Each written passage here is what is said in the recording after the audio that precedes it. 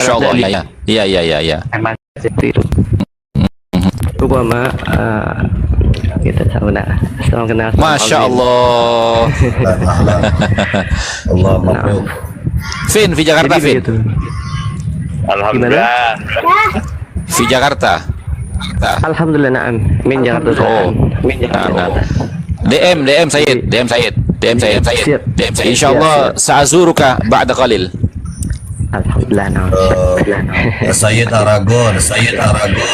Ini Gus Hasan adalah salah satu pencerah di Komal ini yang tiap hari ngajinya itu tentang bab nasab saja. Jadi banyak daripada kita ini yang memahami nasab alam itu dari beliau.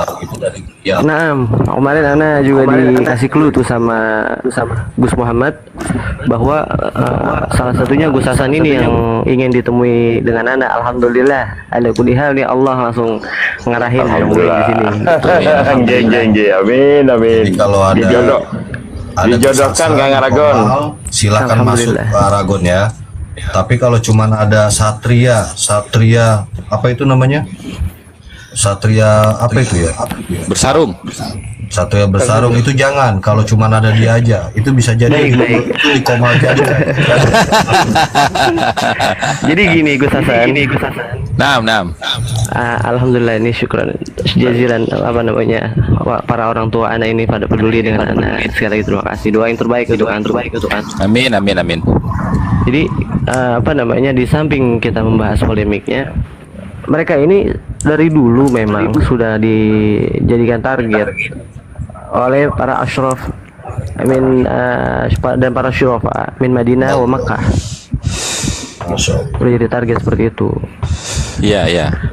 Jadi bahkan kami pun ketika pulang ke Indonesia pun sudah pernah dipersekusi oleh mereka. Tapi ujung-ujungnya mereka ketika kita ngeluarin pedang kabur semua. Mereka sosokan gitu. Apa namanya bawa pedang, bawa perang gitu kan. Padahal mereka bikinnya di Bandung. Kalau kami kan bikinnya benar-benar dari turun temurun itu darahnya gitu untuk berjuang melawan orang-orang musta'ribah gitu. Iya. Saifud Damsik. Nah, Pedang Damaskus yang paling tajam di dunia. Masya Allah. Ya maksudnya ini ala jadi bukannya kita lagi kibir atau gimana, enggak. Jadi apa namanya harapan Ana sih Ya. Lanjut. ya, harapan Ana ini ntar nggak lama lagi di bulan-bulan ini atau di bulan Oktober doakan semuanya ini ada di sini para nakib yang Ana request ini datang ke Indonesia insyaallah. Alhamdulillah. Terus pendapat Sayyid tentang acara Datang ke Indonesia insyaallah. acara ngerumpi barang di Robito. Kalau pamannya Di bulan ini kalau nggak di acara Oktober. paman karena kalau saya bilang Jadi ada acara ngerumpi barang di Robito itu bagaimana pendapat saya itu satu ada sebenarnya ada 9 orang yang turun. Tujuhnya udah ping ini. Lanjut. Merah sinyalnya itu. Oh ya, sinyalnya agak lemah. Gimana tadi? Ya. Agak lemah. Nggak apa-apa, Ya. itu aja. Jadi begini teman-teman ya, intinya ya. Sebenarnya itu Iya. apa namanya? Sebenarnya itu dalam keluarga besar zuriyahnya Kanjeng Nabi Muhammad SAW itu sangat tabu sekali untuk mempublikasikan gitu loh. Kenapa? Karena tujuannya adalah untuk tetap menjaga firman Allah Subhanahu wa taala agar supaya tetap ada di permukaan masyarakat. Apa itu? Inna akramakum indallahi atqakum. Nah, karena apa? Kalau para sayyid ini mempublikasikan dirinya, khawatir nanti umat ini akan mengesampingkan ayat itu.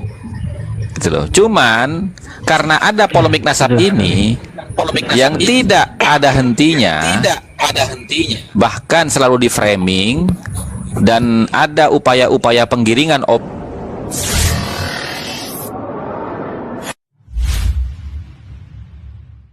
opini. Nah, sehingga ya perlu para sadah ini untuk mempublikasikan dirinya, gitu loh, supaya umat ini tidak tereksploitasi oleh orang-orang yang mengatasnamakan dzurriyyah Kanjeng Nabi, tapi tujuannya adalah untuk kepentingan pribadi, gitu loh, dan golongannya, gitu.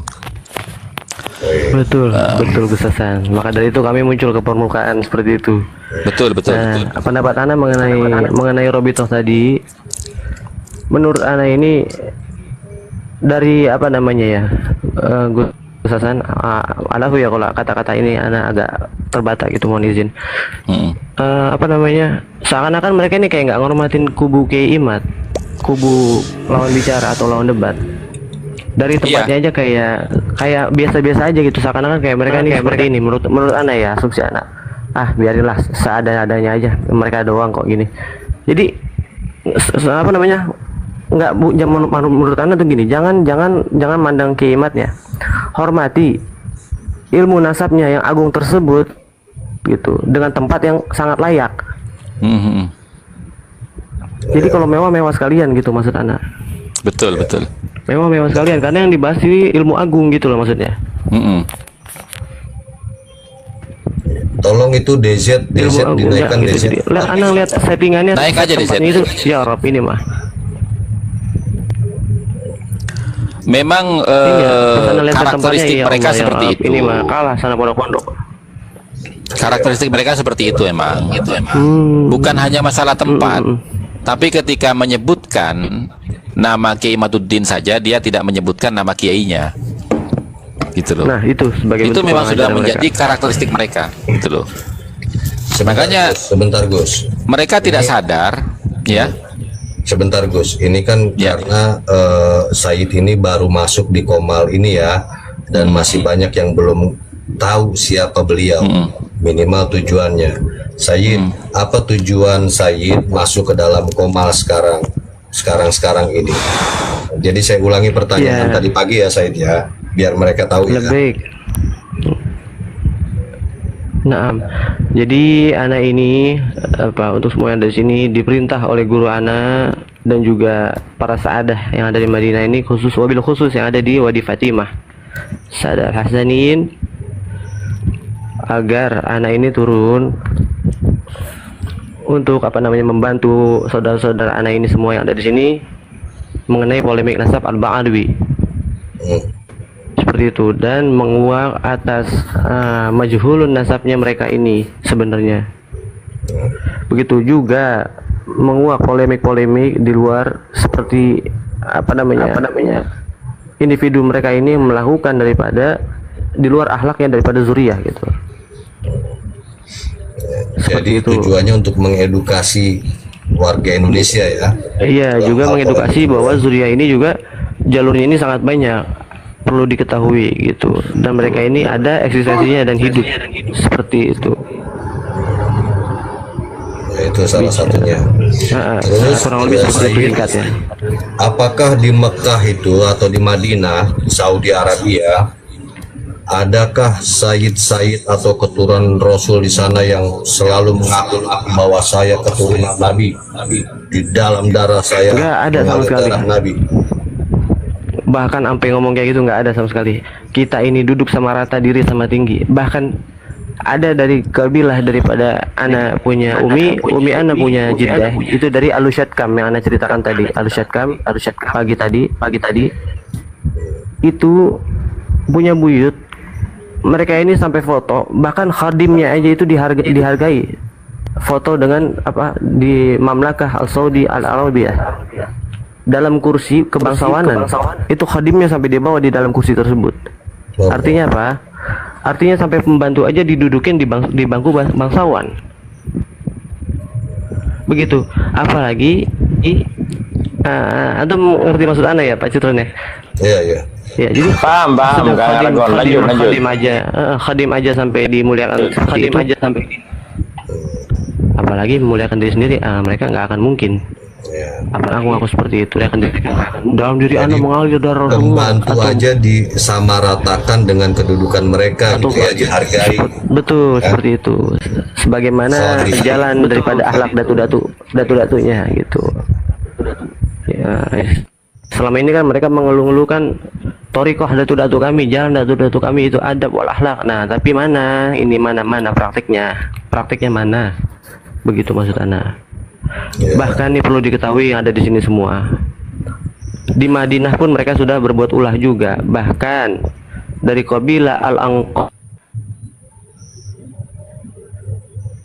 Al-Hasani kan sama mereka. Akhirnya oknum Alawi tersebut dideportasi, singkatnya seperti itu. Dideportasi. Anda senang sama tawanya Gus Adipati ini. Jadi dideportasi gitu pasti turun gara-garanya saja di sana dideportasi, di sini membahayakan orang gimana? Jadi gini pasti turun. Oknum Al-Jufri tersebut, mereka ini apa namanya, dia nyangkanya ini dari kabilah Al-Anqawi atau Al-Anggawi ini, yang pecahan Al-Mansurnya ini biasa saja, keluarga biasa saja. Dan si oknum Al-Jufri tersebut dekat sama kakeknya daripada kabilah Al-Anggawi. Nah, satu saat ketika meninggal kakek daripada yang kabilah Al-Anggawi ini, si oknum Al-Jufri ini seakan-akan buat ngarang cerita, datanglah ke keluarga besar yang kabilah Al-Anggawi ini, Al-Anggawi yang sekarang dipegang oleh khalifahnya Syarif Muhammad Al-Anggawi Al-Mansur. Jadi mereka dibilang sama oknum Al-Jufri tersebut, kakek antum ini ngasih wasiat bahwa antum ini sebenarnya bukan daripada Al-Hasani, tapi antum ini Al-Husainin, lebih tepatnya antum ini daripada jalur Hadramut, yaitu Al-Ba'alawi. Begitu. Gimana nggak marah, gimana nggak geram semua para sepuh-sepuhnya Al-Anggawi, dari Maudi Fatimah, dari Jazan, dari Khurmah, dari apa namanya, dari Jeddah dan lain sebagainya. Akhirnya merapat semua. Ternyata daripada buyutnya Syarif Muhammad ini punya kedudukan di dalam bangku kerajaan sebagai penasehat. Diadukanlah oleh para munsibnya dari Ashraf Hasaniin ke Amir Mekah, naiklah ke Malik Abdul Aziz, dideportasi pada saat itu pasti turun. Luar biasa. Di sini dianya hampir sama kayak Wali Songo, dikaitkan ke mereka. Nah itu makanya Gus Adipati, jangan kan Indonesia ini, Madinah aja mereka mau acak-acak, kan kurang ajar. Berat ini emang, bedanya makanya di sana hukumnya tegas. Begitu maksud anak, mereka ini ayolah, kalau yang mubahalanya ayo anak aja ke mamlakah, ayo anak aja ke kerajaan langsung, biar penggal sekalian gitu yang mubahala itu. nggak mau itu Kang Aragon.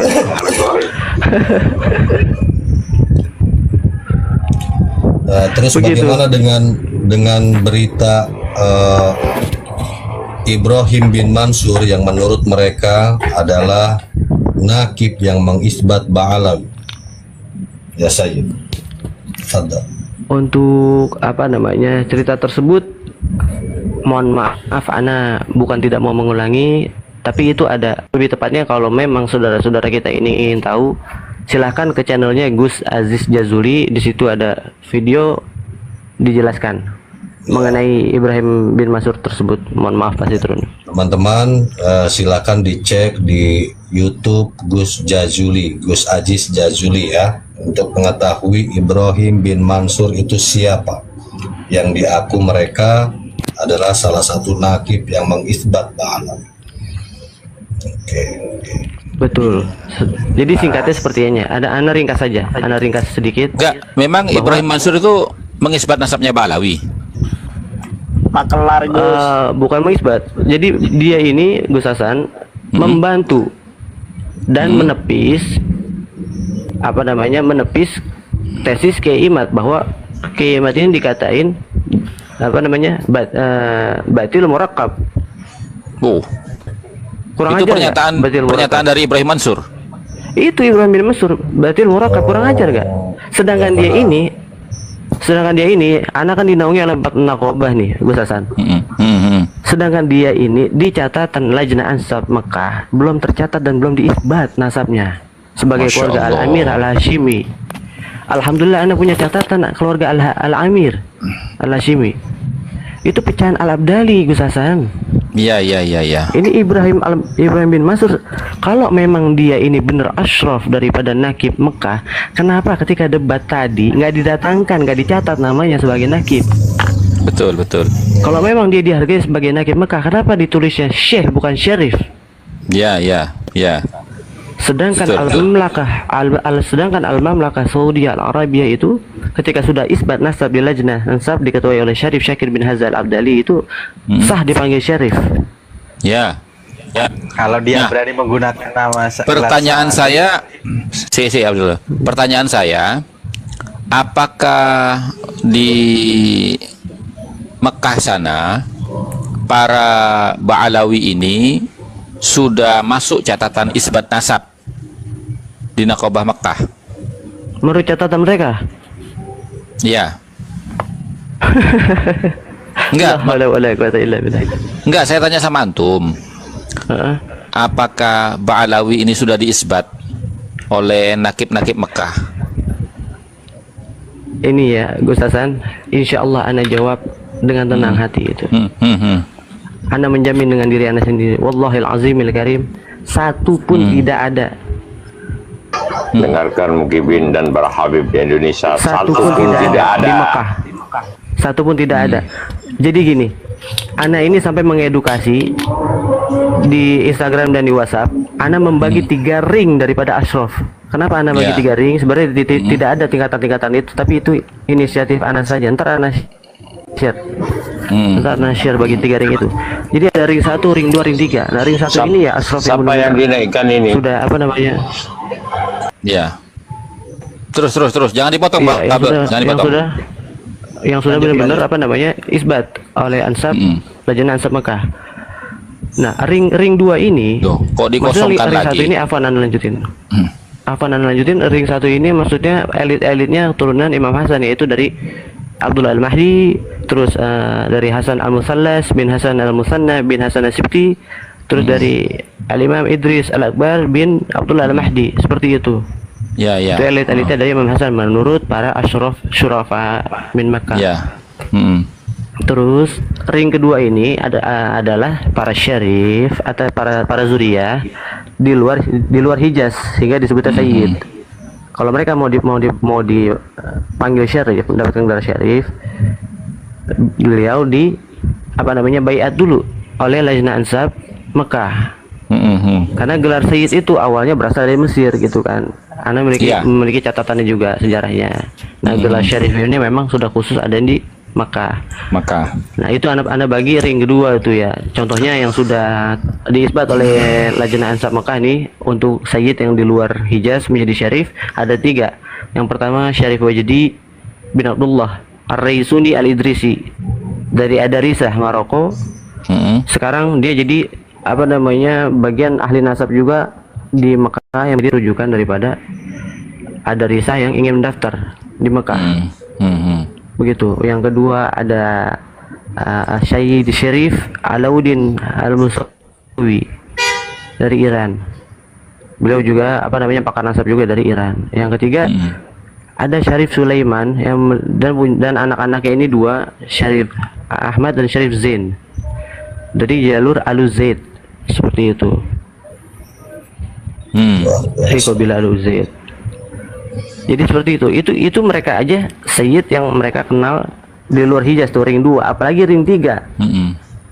Nah, antum bisa bayangin ring 3 ini kayak gimana?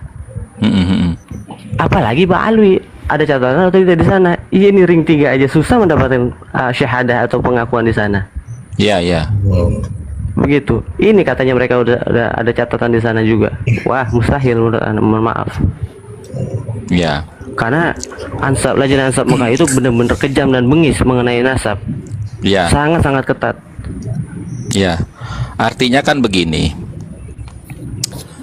Selama ini Ba'alawi itu kan menyatakan bahwasanya nasabnya itu sudah diisbat oleh semua nakobah-nakobah dunia internasional. Tapi faktanya mereka tidak bisa menunjukkan syahadah isbat nasabnya. Itu. Sepakat. Nah, sehingga perlu kita-kita itu untuk mengklarifikasi terhadap orang-orang yang memang tahu keberadaan nakib-nakib yang ada di dunia internasional sana, khususnya yang ada di Timur Tengah. Apakah benar pernyataan para Ba'alawi ini? Nah, kemudian ini di Yaman, apakah silsilah nasab mereka itu juga sudah diisbat oleh nakib-nakib Yaman? Karena saya mendapat kabar bahwasanya di Yaman, ya tepatnya tuh Yaman Utara ya, itu ada Nakobah Ar-Rifai. Betul, Arifaiyah. Ada di Yaman kan, di Yaman Utara, Sanaa. Nah, tapi maaf, Gus Hasan, perlu antum Iya. ketahui, Iya. Nakobah Arifaiyah ini disahkan dan diizinkan dinaungi daripada kerajaan Al-Mutawakkiliyah Zaidiyah. Iya, iya, Al-Azani, maksudnya seperti itu.